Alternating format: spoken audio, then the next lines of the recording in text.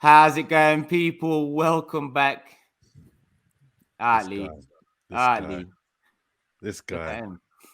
I want all the viewers to know that he's been rehearsing this.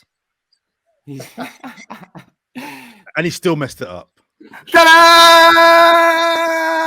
Look at his face. He's so happy about this all summer. Thank you, lads. Thank you, lads. I haven't checked the account yet to see if everybody's in there. You know, I know that James is. I've paid. I've paid. Oh, I haven't checked though. I haven't checked, Jordan. That's all I'm saying. Like, you know, calm yourself down. Turkish hasn't, like, no. No, not yet.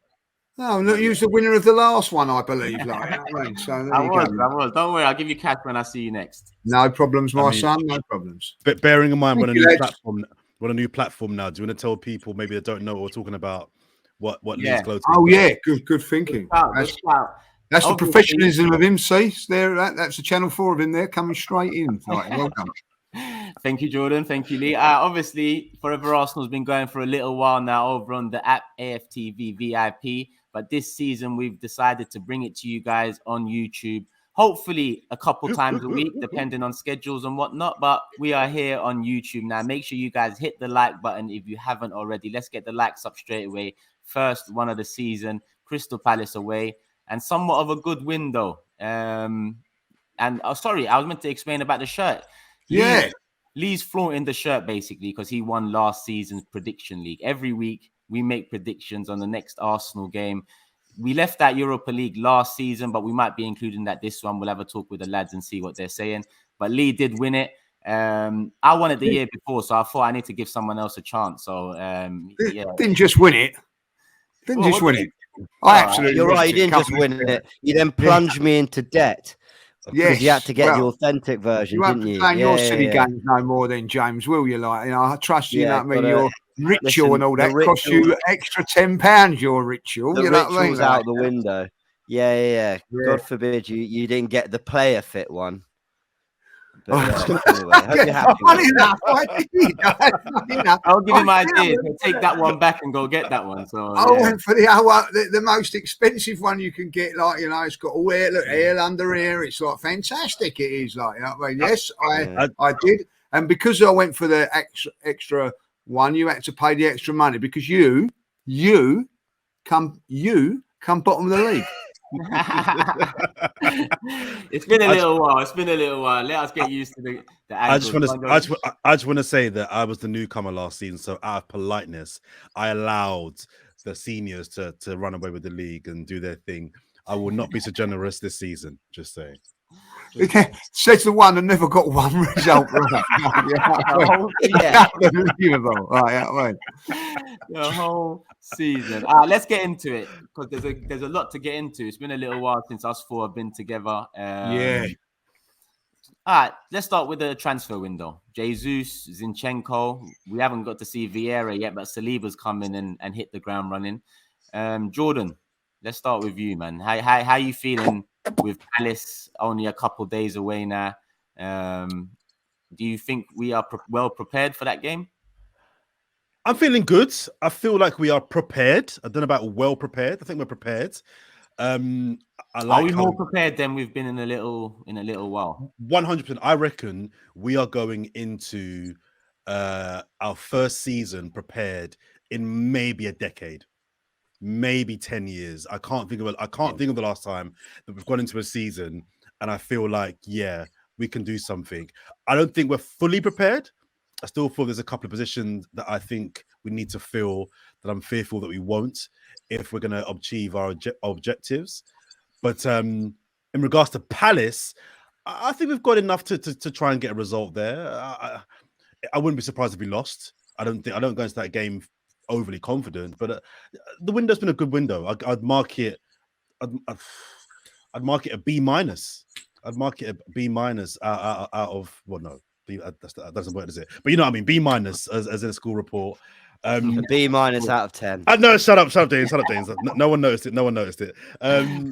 We did.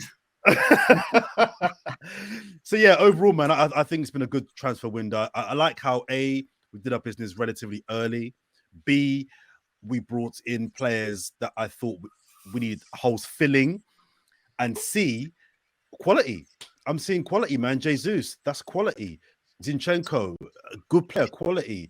Vieira, I won't lie. I won't pretend like I've seen lots of him play. And I hear from people that know a lot about more about football than me that he's a very good player.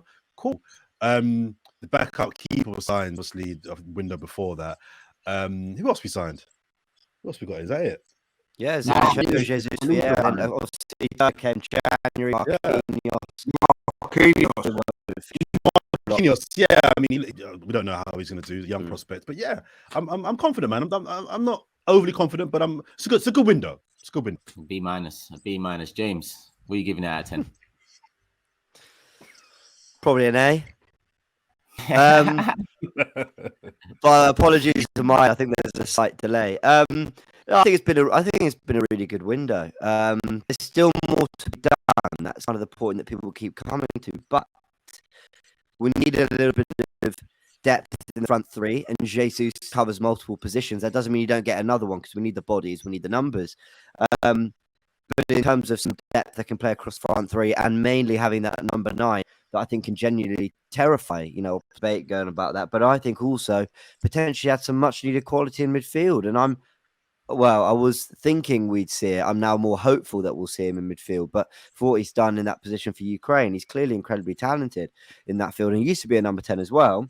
And Fabio Vieira, again, can play in one of the midfield three, can play on either wing. So I think we've kind of added some real depth across all these positions. We still need more just general numbers in the squad. And I mean, listen, we've got numbers. We've got a big squad, but I mean quality. I think at the moment, there's probably 14, 15 players that Arteta really trusts.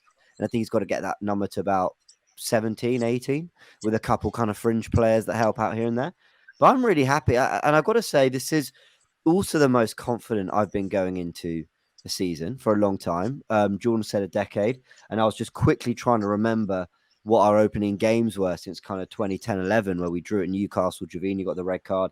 And yeah, I'm inclined to agree. I don't know if there's been a season where we've gone in maybe Alexis Sanchez summer, but even then, that's the one I think about. But even then, yeah, maybe then we still, I think, drew 3 of our first 4 games and beat Palace, funnily enough, on the opening day. So yeah, this is the most prepared I think we've been for a while. And you know what?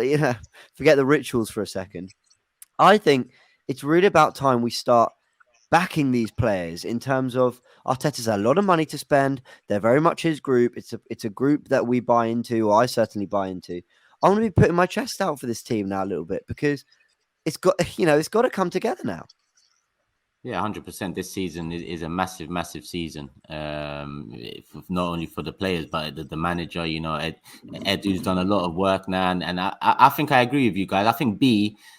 I'd probably give it a B based on the incomings, but then because of the outgoings and the lack of a really good deal there, I'd probably agree with Jordan and say a B minus if I'm judging it right now. Maybe a mid. What did I say? Did I say an A? You said an A. I meant more B plus. I was trying to make a joke out of Jordan. Anyway. Yeah, no, I got it. We got it. So a B minus, a B plus, and a B. Yeah, a couple B minuses. Lee, I've talked to you quite a bit over the summer. Excited to say the least. Yeah, do you know what? I am a little bit excited because I've been really impressed with pre-season. I know people say, "Oh, it's only pre-season," but as we harped on last season, I actually that game against Brentford, people say, "Are you looking forward to the season?" I wasn't. I just went, "No, I'm not looking forward to it," because the pre-season showed me we was nowhere near ready.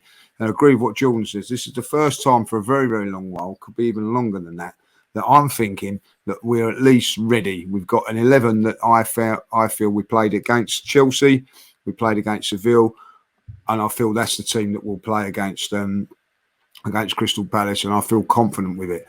And I've really been very, very impressed with what I've seen. More than impressed with Jesus. I've got to say that since he's come into the team, I was not overly excited about it when he first signed. Since watching him play, I've been blown away by how good he is. And what he's done to the team. He is a game changer as far as I'm concerned. He changes the team up completely. Saliba coming in, I know he's not a new signing, but that has really been a plus for him, because now we don't look like we're going to concede so many goals.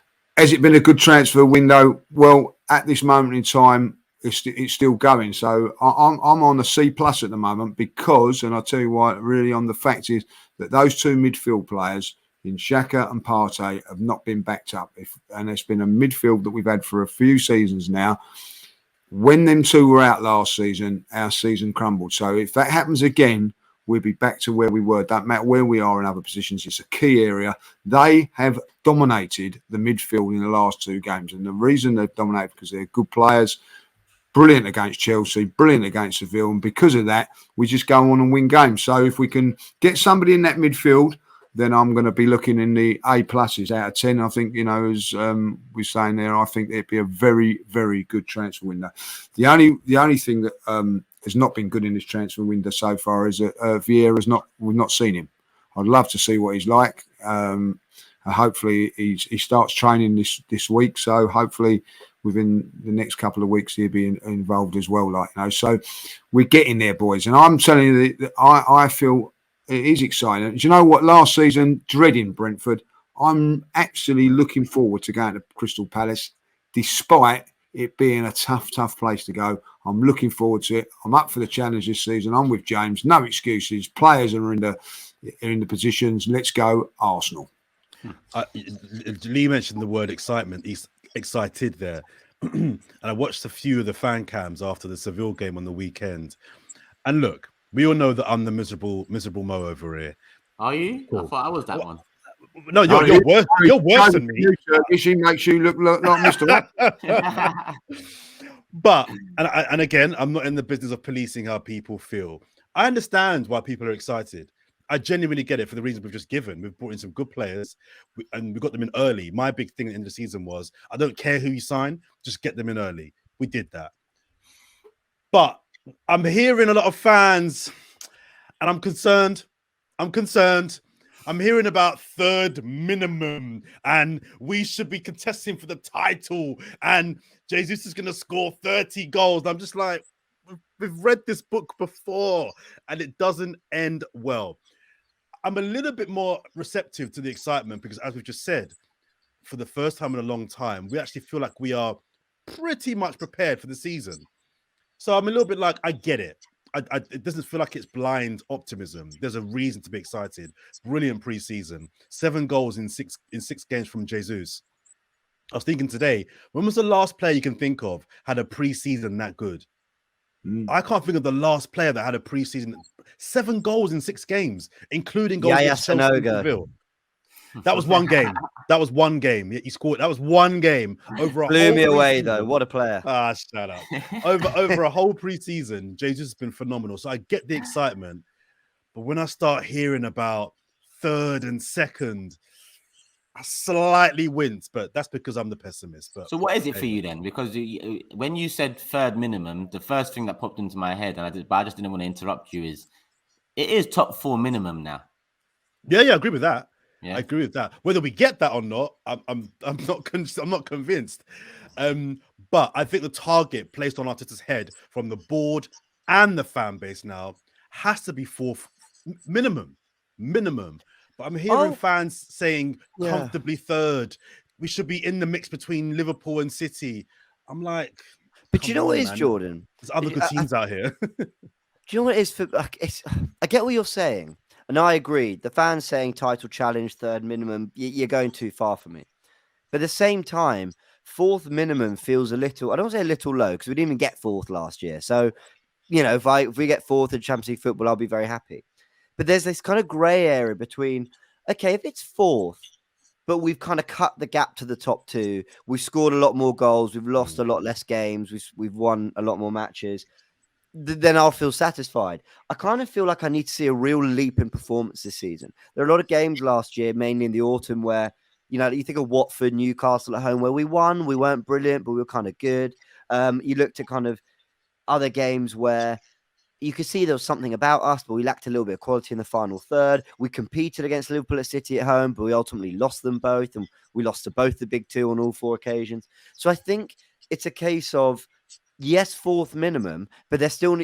But that doesn't mean 3 extra points on last season. Do you know what I mean? It means I need to see now more goals, less conceded. This needs to come together. Arteta's got Ramsdale, his signing, White, Tomiyasu, his signing, Saliba. He's been able to manage him the way he wants with very little kind of Anyway, you get my point. Gabriel, his signing. Mari, his signing. Zinchenko, his signing. Tierney, he's given the armband to. I could go on. Partey. Xhaka's is, gave him a new deal. Odegaard's his signing. Smith Rowe, Saka. Yeah, he is financially, in some way, shape, or form, backed 13, 14 players of this squad that are playing regularly. They're his players. And I think we were very patient last season in understanding it was a young group and a new team, and you're going to lose some games and whatever. But it does need to jump this year. It needs to almost be 15, 20 more goals.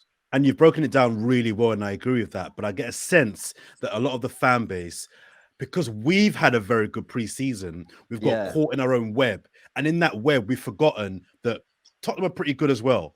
Liverpool are pretty good as well. Chelsea are not in a good position, but they're only still 2 or 3 players, which I think they'll get away from being a top 4 minimum team. Do you know what I mean? So in amongst our excitement, we have to be aware that there's other teams out there that are also, do you know what I mean? Doing Absolutely. Well. Also, and I am excited about the season because what I've seen, but there is also that little alarm button or the caution button. I haven't forgot Spurs and I haven't forgot Newcastle of last season. I've not forgot those performances. They were poor performances. Arteta at Tottenham, tactically naive. The game against Newcastle, the boys didn't show up. So when it matters, then when they play Everton, they pull them all over the place because the pressure's off. Pressure's off in pre-season. There's no 2 ways about that. There's a little safety net. Oh, it's a little pre-season. It's the real deal. The pressure's back on Friday night. And that's why I'm looking forward to it. Let's see if it is the real deal. Like, if these players got that confidence to go out there and play the free-flowing football with pressure football. And that then comes on the manager. Can he take that pressure off of them to let them carry on doing what they're doing? So I think it's an important thing. I think we're right to be cautious, but I do think that's what I've seen. I've been watching football a long while, that this Jesus signing just changes all of our things around. And I'll tell you why, because when I look back at Crystal Palace last season, we got smashed, but we had chances in that game to win that game. I look at the first goal against the first goal was he picks the ball up on the left wing. A couple of deflections, he's in on it.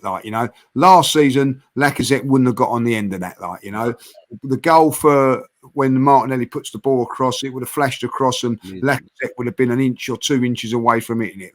This guy gets on the end of things. He makes things happen for it, and I do think that he is a game changer for us. I hope I'm right, but I do believe in it. And what I've seen of him, we've been fortunate enough to see him in pre-season. And I'm going to say, I've really liked what I've seen in the flesh. I've liked him. Saliba the same. I've been more than impressed with him, like the physique of him when you actually watch him, when you see him, and everything like that. So I am optimistic, but there is that cautious thing that can they do it with the pressure firmly on? Well, on that, Lee, you mentioned how word pressure, and you're absolutely right, because, and this is what I was saying in the full-time show, Sevilla, I know what they did last season, clearly a good side, but that wasn't a workout on the weekend. There's a difference between Arsenal played well. I'm not taking anything from their performance, but Sevilla were really poor on the day. I think it was only their second game of pre-season. They don't start for a couple of weeks still. And you could tell they looked very undercooked compared to us. Come Friday, Palace, as you mentioned, the word pressure. What I quite like about this team, and look, I might end up regretting saying this, but some of the players we've brought in, or at least have been added to the squad, so Zinchenko and Jesus, they have been in far more pressurized situations in the last couple of years than Palace away on a Friday night. They're not going to be sitting there going, oh, it's Palace. Now, by the way, City have gone to Palace and they drew last season. Yeah. Palace is always a difficult place to go. So I'm not even saying that they're going to think it's easy. But I'd be really disappointing if I see a very nervy Arsenal out there. Because there's no real excuse for it. It's another Premier League. It's the opening Premier League game, but you've been to Palace before. A lot of these players have been there and done it. Saliba's the, France, what was he? Ligue 1 Young Player of the Year. Playing for France, and he's had this reputation for 3 seasons now. He's a cool cookie.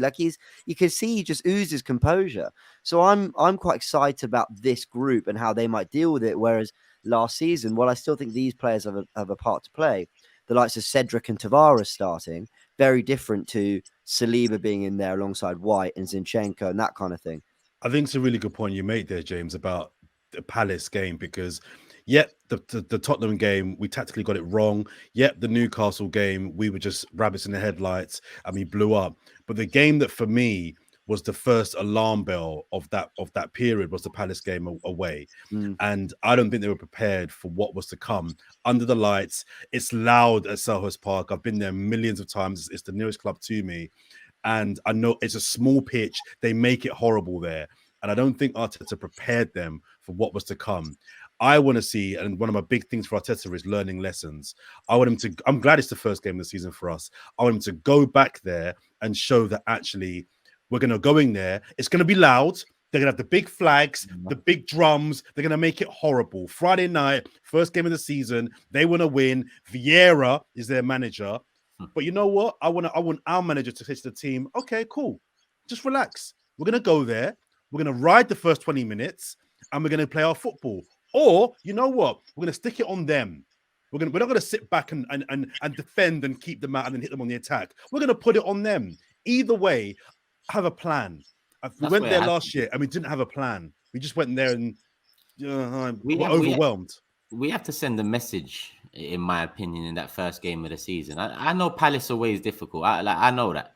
I've been there many times, and especially when you look at the work Vieira's done in only a year and the players he's signed, and they're going for their own kind of youth project of their own in a sense as well. Got a good few young players. We know it's going to be difficult, but listen, it's only pre-season. But some of the performances I've seen in pre-season when the first 11 are out there, I expect to be seeing those same performances in the Premier League.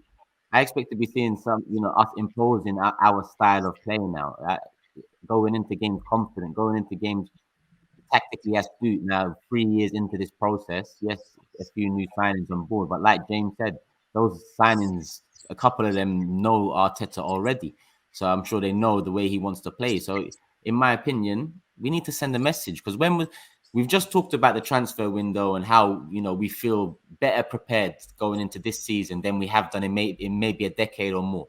Yeah. When was the last time we really sent a message in the first game of the season or the first 5 games of the season? When was the last time we really, started the season on the front foot? A draw, especially when I look at the first 5 games here, I'll take a draw and 4 wins. But I think we should really be aiming to start the season well, start it strong. So by the time we're facing the Man Uniteds, the Chelseas, Tottenham, Cities, etc., they're looking at us a bit differently. Because more often than not, if you start a season poorly, like losing to Brentford, all these teams are looking at you like, yeah, a bit of the same old there from Arsenal. So I really want us to go into that Palace game and on the front foot, just deal with them. Just deal with them how you dealt with Chelsea and Sevilla. Yes, it's pre-season, but just deal with them in the same manner, because as much as Vieira has done good work, this is his second season of his process. This is Arteta's third now. And Arteta came in on bigger reviews, in my opinion, and this is where I want to move it next, is Edu has actually, done a good job this summer in acquiring his targets. Yes, in terms of the departures, there's still a few problems that Lee might. I can't take this guy seriously. For tea. But he's done well with the incoming. So Arteta, again, we often say he's been backed. January, I'm not sure really. Well, I'm quite sure what happened there, ownership and whatnot. But again, they're still here. They have to, I have to give them the opportunity to prove me wrong. They've backed him this summer. So for me, Edu, he's been very open in his recent interviews and whatnot. Jordan, I know we spoke about it briefly on Supporters Club, and Lee speaks about him all the time. But James, let's start with you on this one. What did you make of his openness and honesty? Can I just say something? I want him. What do you mean you can't take me seriously? Like, I mean, I'm saying that's a very, it's just as well we're on a keyboard here, son. I'm telling you that now. The word Edu comes up and your fist, like, met him once. Oh, friends. Yeah. Twice up yours. But go on. Yeah, the cameras caught you last time. That was, we might have met up again before, all you know what I mean? You're in the DMs, me. I know it. Wouldn't surprise me. What do I make of Edu's interview? Yeah, I think he nailed it. I I think he nailed it because I think he was honest. I think he said some things we might not even like to hear, but he said this is how it is. And look, this is not just because he's now Lee's best friend, and I'm hoping to be his friend one day. It's I will say that I've actually never really had a massive problem with Edu. I've always looked at the Kroenkes and Arteta first, what with the running of the club and then the running of the team. Edu, I think, has kind of has he found us some amazing bargains out there, over the last few years, and I don't really know what makes Edu good at his job. I think it's giving the manager the players he wants, and I think he's absolutely been giving him the players he wants, especially this summer. And I think he got the interviews right. I think he said the right things. The bit I really liked was when he said a lot of people were basically wondering why we paid off players' contracts, but I consider it an investment. And I said, I just thought that's it. That's exactly it. It's doing what is necessary to improve the environment now, to get the squad and the balance and the morale and all these things right in the present as soon as possible, so you get that base to build off in a summer like this. So I think he did a good job, and I think he's been doing a good job all summer. And I think they've got one more trick up their sleeve. I don't know what it is, whether it's a winger or a midfielder, but I do think they've got one more to come. And then you've got to say that's an impressive window, especially when you add it to what we did last summer. You kind of put the two summers together. I think that's a real good sort of couple summers of recruitment, in my opinion, which is why there's even less kind of excuses for Arteta, because I can look and go, these are your players. I can tell they're your players. They fit your squad. They fit what you want to do. So yeah, big up Edu. I think just to add to what James has said there, I think Edu does deserve some credit and some praise for the last two summers. But I keep mentioning a point, Turkish, that you made a few months back in the middle of the season about last summer's job not being finished. It was a good summer, but we didn't finish the job. And I think to myself, and I'm going to be a bit sympathetic. By the way, I'm going to be very hard on Arteta this season, just so you know. But this is one example of where I've got a little bit of sympathy for Arteta, in the sense that his job is to manage football matches, 3 p.m. or whatever time on a Saturday, to get wins. That's his job. The recruiter's job is off the field year to year. So if I'm Mikel Arteta, I'm saying I'm doing my job, managing the team, picking the team, strategies, formations, whatever. The recruiters, why were you not getting a midfielder lined up in January for the summer?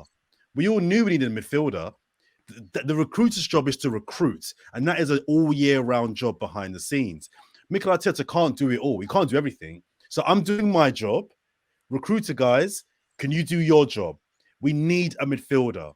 And I tend to agree with you, James. I think there will be one more player coming in. I'm not sure Tielemans is the type of midfielder that I think we need, but whatever, cool. But get the midfielder in, and that's not his job. He has been tooled up. There's no denying that. He's been given what he wants, and allowed to get rid of who he wants as well. But I go back to your point about finishing the job. What I don't want to happen is in 3-4 months' time, or even February, March time, if things blow up, we're saying, you see, if we'd have just got a midfielder in the summer, or you see, if we'd have just got blah, blah player, you're never going to have the perfect window. I'm not naive. You're never going to get everyone you want. But come on, you're so close. Just it's a midfielder, man. Come on. But just get my only counter to that. So my only counter to that is, I agree. We desperately need another midfielder, but look at the amount of resources that have gone elsewhere. That only tells me that Arteta hasn't seen midfield as much of a priority as we think. Because there's no way Arteta's going, I really want a midfielder, and who's going, no, that's great, but let me just give you these other 6 players first. Because he's brought in 34 million on Fabio Vieira. It's probably going to take around that to get Yuri Tielemans. So clearly Arteta has seen these other just positions and these other players as priority. We went all of last summer, spent 150 million on 6 players, and not one of them was a central midfielder. So I get what you're saying, but I think Edu is only carrying out what Arteta wants of him. I kind of see what Edu doing as almost like Arteta going, I'm focusing on this, so can you go and get these players for me, if that makes sense. Which plays to our discussion we had a few months back, where I was saying something similar about January, where I was saying that I don't think Mikel Arteta wanted just any striker. I think he wanted Vlahovic. I don't know that for sure, but he wasn't going to have players forced upon him. So maybe you're right. Maybe this is another example of where maybe I should be holding Arteta a bit more accountable, because maybe Edu is saying, I can get you this guy. He's saying, no. I want these guys over here. So you could be right on that. And I think you're right. And he will be accountable at the end of the season for it. Listen, the midfield player, I think, is a priority still. I really do. And I'll be very, very disappointed if I don't. We know, like in January, Arteta knows, we know as fans, that when Partey was in the African nations, Xhaka was out, and it cost us games of football. So anything we know that Partey is not always 100% fit. He could go down at any stage. So they know what will happen if one of them or two of them guys gets injured. They know. And I'm not going to hear about, oh, we told you so and all that, because the writing's they've been told. They have got an opportunity. They didn't take it in January to get it sorted in this window. If they do not get it sorted in this window, that is down on whoever, whether it's Edu, whether it's Arteta. It is. I'd see it's not a priority at the moment going into the first game of the season, because them two are about. But as the season goes on, it will come back and bite us if we do not get that player, because we've seen it in the past. So I don't feel that, and if Arteta's saying no, I don't need it, then he is going to be the one that's going to come under the fire. And I do believe that it won't be Edu, because at the end of the day, he has got the players in at this moment in time. And let's be honest with it. Vieira at the minute is 34 million pounds, was it like, we don't know what he's like and what he's going to do, where he's going to improve us and whatever. You know what I mean? So that could have been another 34 million pounds spent on that midfield player, So this Vieira's putting pressure on that signing for a start, And this is the problem we had a little bit last season when we were saying, we needed, when we spent a lot of money on Ramsdale, you know what I mean? Oh, we need it here, we need it there. So these are the times now. I think Arsenal's strategy has been really good. I get why they haven't got a midfield player yet, because it isn't the priority, because we can go into the season with them two as it stands and do okay.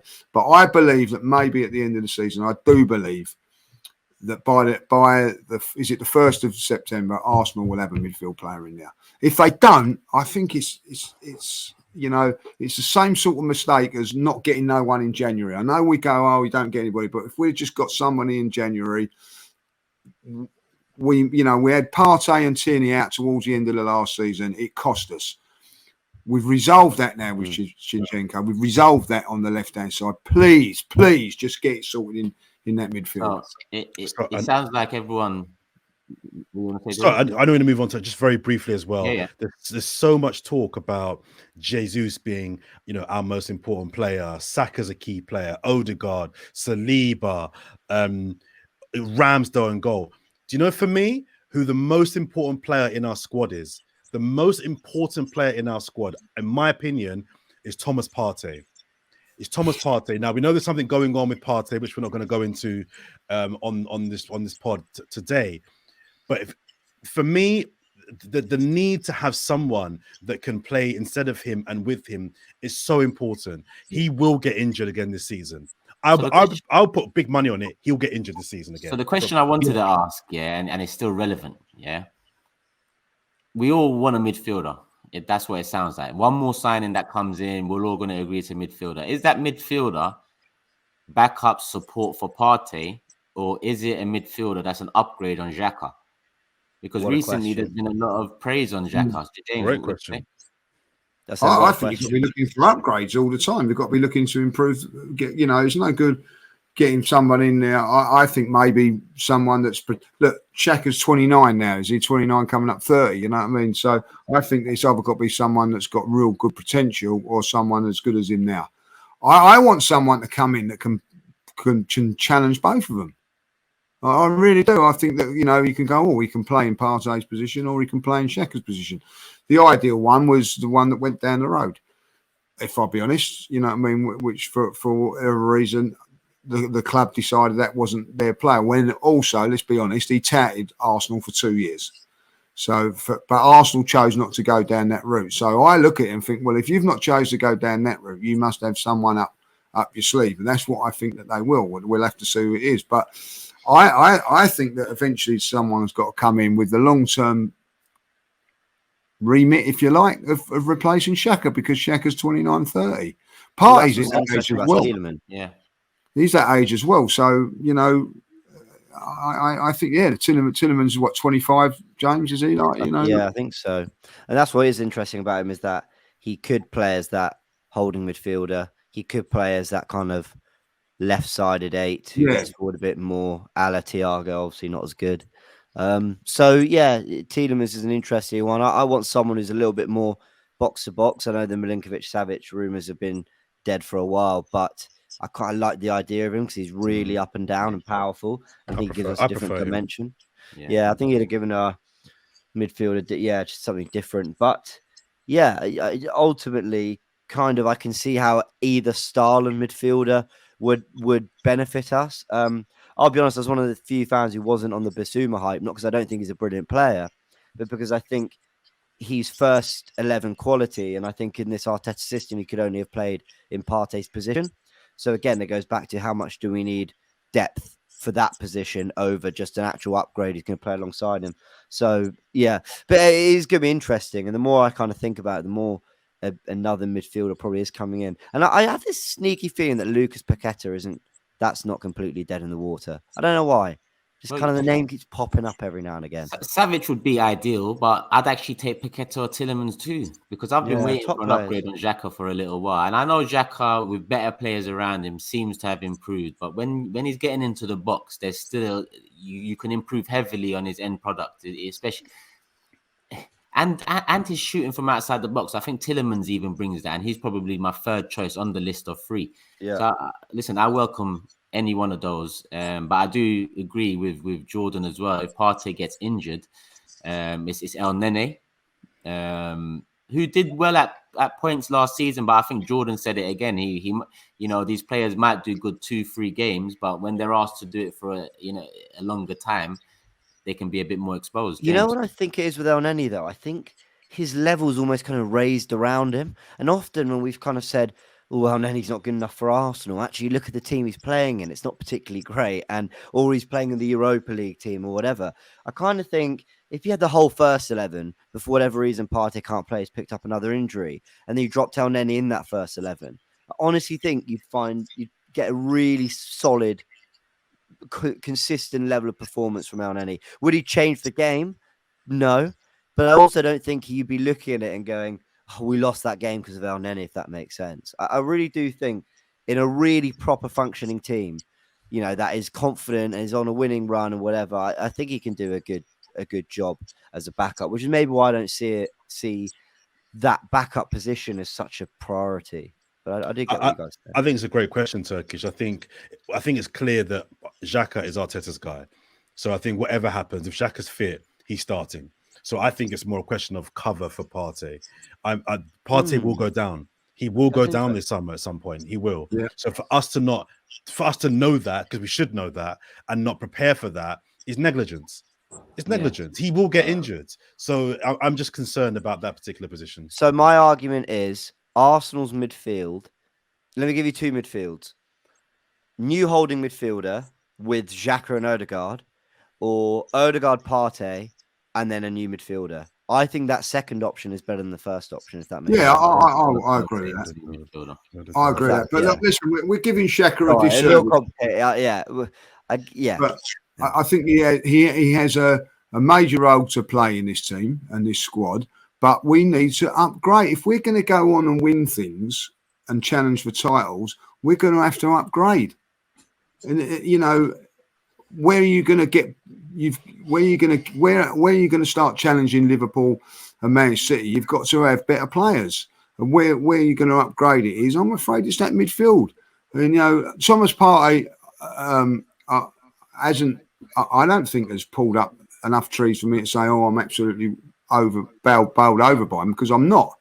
But when he's fit, he's a very, very good midfield player, but he's never bloody fit. So, and that is the problem we've got. So if he goes out of the team, the midfield level grade drops. It drops, and it drops too much. So you need to up it somewhere. And I'm afraid that Granit Xhaka, as good as he is, as far as I'm concerned, to do a job in there, we need to upgrade. So if El Neni comes in, say for Partey,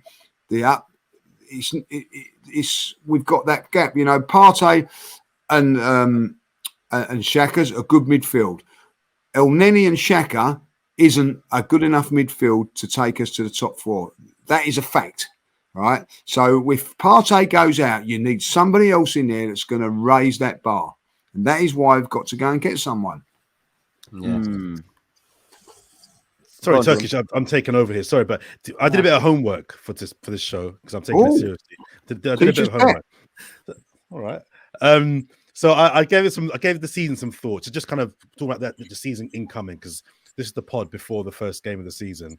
I've got a 7-point plan of things that I need to see this year for us to get minimum 4th. And I'll whiz through it. I won't go through it in depth. Point number 1, work ethic. I want to see every single game, win, lose, or draw, Arsenal outwork everybody. One of the things I love about Man City and Liverpool the most is not their talent or their managers, is they just outwork everybody. That's a given for me. Second thing, we have to find a way to get points without playing well. I can't think of many games last season where we won but weren't the better team. I can think of plenty of games last season where we were the best. We wasn't the best team and we didn't get the points. We have to find a way next season to grind out even a draw when we're not playing well. Third thing, can't have more than 5 games this season where we concede more than 3 goals. There can't be more than 5 games this season where we concede more than 3 goals. That still sounds like a lot. It sounds like a lot, yeah. Yeah. You think? 5 games. I mean, I'm looking at last season, and there was much more than 5. How many were there? I'm actually quite interested in that. I've not checked that, but there were definitely more than 5. That's the third. I'll have a look. That's interesting. Well, it's definitely, I can name 3 straight away: Spurs, Man City, Liverpool. Man United as well. Man United. There you go. That's 4. Fourth point: play shocking. smart. Lots of the Man City game still haunts me. We should have won that game. But we didn't play smart. We have to learn lessons from last season. Yeah. That's Arteta. The next one: no more than 5 reds. No more than 5 red cards all season. I'm talking league here now. No more than 5. Yeah, that's a lot. That's a lot. You're being very nice here, man. I'm being kind. You're saying it like you're being very harsh, but the words coming out your mouth are quite nice. Nice. All right. So I'm thinking Man City. No more than 30 defeats. That's all I want. No more. Yeah, but again, we did get quite a few last season. Shut up, James. And the last one is you have to win 10 games away. That is to come 4th or 3rd, 10 away wins. That one suited the tone. I think we got maybe 9. 10. Those are my 7-point plan. If we complete those ones, we will get 4th minimum, maybe even 3rd. Jordan 10 hard here. I like that. Yep. I like that. There you go. Let's slowly but surely touching on the Crystal Palace game. But I have got another question, and it's not necessarily about the Palace game, but with Tomiyasu back in training, and we don't really know what's going on with Tierney, but if all defenders are injury-free, who is your back 4, James? For Palace or for the season? For the season. When all defenders are fit, from Tierney to Zinchenko to Tomiyasu, Ben White, Saliba, Gabriel, all of them. What a question. Yeah. Good question, though. Obviously Rams. I could narrow it down by saying if Tomiyasu, gets back to a good question. Go on. No, it's good. It's good. Tomiyasu starts for me over Ben White at right back. So and then the rest is the same. Oh. Do you know what? I really, really, really like Ben White. I do. I think we actually have 3 top defenders, but I think Saliba edges it. And I know this is such recency bias. I'm saying this off a handful of good preseason performances and a great reputation out in France as well. But I think Saliba at the moment, he just seems a little bit more dominant physically, and he's good on the ball, and he's fast, and he can do all the things that White does well. And then Gabriel and Tierney start for me. and then I move Zinchenko into midfield. Bearing in mind we don't have that midfielder yet. Let me So let me just throw something in there. Xhaka is Arteta's guy. Zinchenko wasn't bought for midfield. Who starts, Zinchenko or Tierney? Zinchenko does then. Ooh, all right, cool. But Cool. I want Tierney at left back and Zinchenko in midfield. But yeah, no, but also I got to give That's Xhaka why credit. you're He's bottom of the been league, my son. That's why you're bottom of the Xhaka's league. been doing really, really well. Go on, Lee. Over Yeah. to you. Zinchenko at left back. Central defensive, Gabriel and Saliba. I'm agreeing with James there. I've been more than impressed with what I've seen of him there. Like Ben Sorry, who White. did you say right back? Sorry. No, I'm you gonna just go- said Gabriel. I'm going to play Ben White for future until Tomiyasu's fit. But once Tomiyasu's fit, then I think he comes in at right back. Jordan. If everybody's fit, Tomiyasu right back for me. Tierney left back for me. I mean, Tierney's a better left back than Zinchenko, so they're both fit. That's not really a discussion for me. And in I'm going Gabriel, and you guys know I'm not convinced by Ben White, but I'd start Ben White ahead of Saliba, despite the fact that Saliba looks significantly better than both our centre backs. But the reason why I'm going with Gabriel and Ben White is because as a pair, they actually played really well. And Saliba is as much as he looks good, he's got the accolades, player of the year, blah, blah, blah. He's still new to the Premier League. He's an unknown. So you're trying to protect him here, basically. No, I'm just saying we can't throw him into our 11 if we don't know what he's like in the Premier League. Yeah, you got to see him after a few games. Is that what We'll you're see him saying? play. He could be shit. Well, of He could course. struggle. Yeah, I mean, if I was managing it game by game, I'd do it slightly differently. But if the question is who do I think for the season is going to be my first choice back four, then I think Saliba over I the think third You'll be games. impressed when you see him, Jordan. You'll be impressed when you see him. I think listen, no doubt. And what I've seen of him online, he looks brilliant, levels above Gabriel and Ben White. But Gabriel and Ben White as a pairing, I thought actually were really, really good. I thought they were good as a pairing. So I like Gabriel and White, by the way. I don't think they are leagues below. I think the I'm with you on that. I think Ben White gets a raw little deal. bit different. They will have something a little bit different. I think Saliba is a really good balance of the other two, but I think the other two are more, I don't know, like Gabriel seems a real specialist in sort of using his physicality and being quick and dominating those one-on-one duels. Ben White is brilliant at intercepting. Something that goes under the radar is how often he steps into midfield, wins the ball, and we go again. I think Saliba can do a little bit of both. I think it's the first time in years that I've not been worried about our centre-backs. And do you know when Sol Campbell signed for Arsenal, right? We had Tony Adams and Martin Kerr. No one made that clear. Oh, where is he going to play and all that? Like, do you know what I mean? Why are we? So at the end of the day, they're all challenging for the same position. True. For argument's sake, I'd go with James's Tierney left back, Tommy right back, and then Gabriel Saliba. Zinchenko in midfield. Yeah, you know what I think about Xhaka already. So Zinchenko will straight be in there. After his performances in the last couple of games, fucking hell. Xhaka has been fantastic.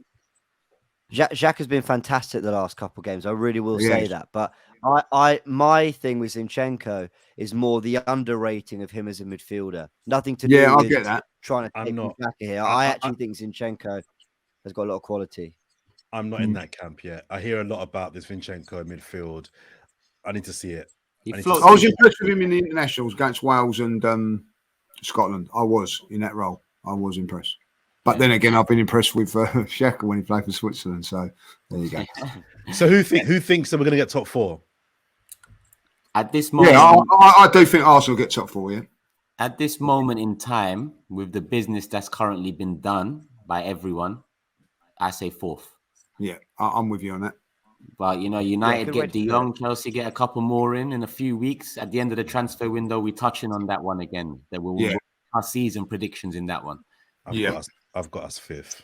But also, regardless of what I really think, or I do actually think we'll get fourth, I want to believe this. I've got 3 years into this process all this money spent, all these new players. I've got to believe. Surely now, I've got to believe that this team can get fourth. I've got to. I've got us fifth in Europa League winners. Well, that do. Yeah, that'll do as well. But start as you mean to go on. People, I did mention the prediction league we do. We always end with the predictions. Crystal Palace away. Lee over there flaunting his winnings from last season. I suppose the champ goes first, does he? Yeah, you do go first, mate. Or do you want to go first, James? Because you'll never have the opportunity again. Yeah, shouldn't the champ go last? Yeah, I'm fair with that. Go to James then, who finished bottom last year. Yeah, go on in. All right. Well, no more rituals this year because I've had to take out another student loan to get Lee his beloved shirt. So I'm going 2-0 Arsenal. I'm going to back the boys. And actually, sorry, just very, very, very quickly, speaking to Palace fans, because we already touched on this, but Palace haven't had the best of pre-seasons, not in terms of results or performances, but in terms of half the squad being out on tour, half having to stay. I think a few games behind closed doors, I might not be sure, but they did beat Montpellier 4-2 pretty comfortably. They've got a lot of talent, but with an indifferent pre-season in terms of ideal preparation. And the fact that last year, their midfield was pretty solid with Gallagher, Milivojevic, and I can't remember who the third was. Now they're sort of bringing Eze in. Gallagher's gone from loan. They've got the new guy, Decore. So we've got to take this opportunity to pounce on them while they're not maybe as settled as they're going to be for most of the season. I hope I don't regret saying that, but there's an opportunity there, hopefully. So, yeah, 2-0 Arsenal. 2-0 Arsenal. And the ritual that Lee mentioned earlier is James went 1-1 for pretty much the whole season last season, thinking that it was out of it. Thinking that it was aiding our top four cause. It worked a couple times, and then I believed in it. Jordan, who finished third last season. I did. 4-1 Arsenal. Oh. 4-1 Arsenal. Wow. Okay. Now, yeah, I should have gone 1-1 for the sake of the ritual because this is now we're all jinxing it. Oh no! I think we're going to go there, and I think we're going to start really well. I think we'll start really well this year. Palace are a good team, and as I mentioned earlier on, that is a difficult place to go. They'll be bang up for it, but I believe Arteta will learn from last time. I think we're going to go there and really start well. I'm going 4-1 Please Arsenal. be right. Please. Yeah, I'd love that. I'm going for similar. I'm going for 3-1. I'm tempted to do 3-0, but Palace are a good team. Vieira's doing good over there. So I assume that, they'll cause us problems. But I'd love nothing more than for Saliba to start with a clean sheet. I can't lie to you. So let me go 3-1 in the hope that, it is 3-0. Lee, what are you going for? Well, just before I say that, if people are in the chat and they want to join in with the games and, keep their scores and see if they can beat the judge, good luck to you. But I'm going. That's very nice. No, I'm not 1-0 for me, Jordan. I'm going 2-0 as well. Like, I'm going to go with what James said. I am going for a 2-0 win. Now, of course, are you copying me now? Now, well, listen. If you get that right, you get 3 points for that. If you get it right, just so if it is 2-0, me and James will get 3 points. If Turkish and Jordan would still get a point for that, wouldn't you? Because correct outcome. Correct something So we could all hopefully we will have some points on the board. Come interesting, Friday. You've copied my score, Lee. No, I'm not copying your score. I was always going to go 2-0. Don't flatter yourself, right? I'm going 2-0. We'll never know now. We'll never know. We'll never know. So we've got. Why the hell would I copy you? Let's just get that right. Well, the ritual's out the window now, so that. Why would I copy you? That's all I'm saying. You never know, James. You copy me, you might have one of these at the end of the season. I doubt it very much. I'm putting my money on myself. Watch when I go and get one of the signed charity versions for 400 quid and ask you to send me 150. Push the ball. Oh dear. You know what I mean? Why don't you go? Nice, I'm going to go and buy you a lemon because you're so bitter. I'm going to get a nice signed one from Granit Xhaka framed. Yeah, Lee's paid for this. Okay, no problems. No worries. No problems, he said. Well, I'm not involved in that one if you do win, James. Just remember, Lee said no problems. A roundup of the Crystal Palace predictions. James has gone 2-0. Jordan's gone 4-1. I've gone 3-1, and Lee has also gone 2-0. Remember, you get a point for the correct outcome, 3 points for the correct score, and obviously nothing if you don't get it. If you don't get it right. But we've all gone for an Arsenal win, so hopefully we've all got points on the board come the next show. We will be doing our next show a couple days after the game, so look out for that on the channel. If you've got your notifications on, people, then you'll know when it's coming out, and make sure you put that on. Make sure you hit the like button, and as always, people, love for the love, and tune in again end of the week. Hopefully we got 3 points in the bag and a good result. Peace, we're out.